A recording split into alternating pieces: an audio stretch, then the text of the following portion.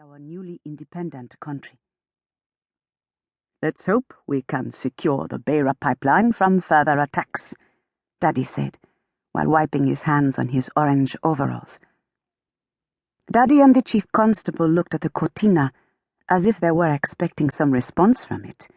The cortina was gleaming proudly in the heat. The chief constable coughed and cleared his throat. "Well, Mr. Bishop, this is a very sad business we have come about. Roxy, our Jack Russell Terrier, who had been sleeping in his kennel, came running out at full speed. He leapt and landed on a police foot and began vigorously licking the boot. The policeman hopped and skipped and wagged his foot, but he couldn't shake Roxy off. Daddy finally managed to pull him away while trying hard not to laugh. "We are looking for evidence," the chief constable started again, once Roxy was safely in Daddy's arms.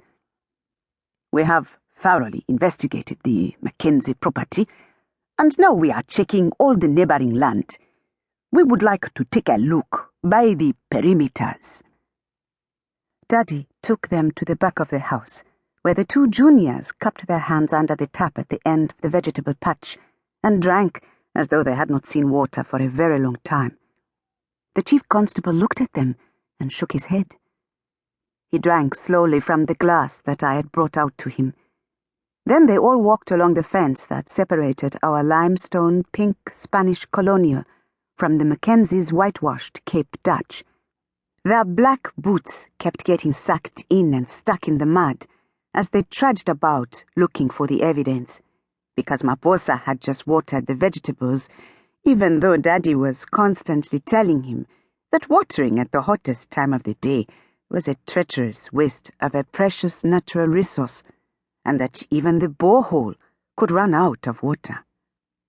After one walk through, the evidence was still missing. The chief constable said that was quite all right. They had obtained a confession.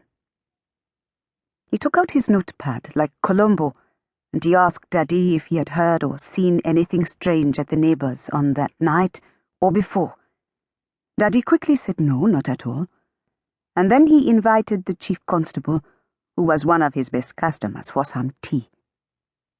Daddy worked for the telecommunications branch of the post office, making sure that the phone system worked throughout Bulawayo and the rest of Matabeleland. Sometimes he got calls in the middle of the night, and he had to take off to the exchange to fix something. But he was also good with other things like radios and TVs. He had passed the City and Guilds of London Institute exam in electrical repairs. He did up the boys' kaya with electricity, so that Rosanna, who lives in that small room, is much better off than the real maids and gardeners who have to stay in them. They have to use candlesticks and paraffin stoves, and sometimes they don't even have proper toilet facilities. Last year, with the help of some apostolics, he built his own workshop between the boys' kaya and the chicken pen, using asbestos roof sheeting and bricks that were made by the apostolics in their yard.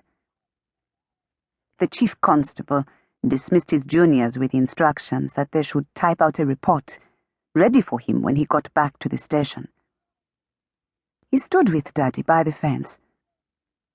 "Our white people are losing direction left, right, and center, Mr. Bishop. Independence has confused them." Mummy, Daddy, Rosanna, and I had watched the independence ceremony on TV over 2 years ago now. Prince Charles looked rather sad when they gave him the British flag. His mouth was set very firmly, as if to make sure that he would not cry and disgrace the Queen. All the previous week, the Herald had had a list of white Zimbabwean beauties who would make a perfect bride for him. Mr. Robert Gabriel Mugabe took his oath, his hand firmly on the Bible, and so help me God. And Zimbabwe was born. Daddy and the chief constable washed their hands under the tap. "He was smelling heavily of smoke, shaking non-stop. You could think he was suffering from heavy-duty malaria. We have never had any problems from that place before."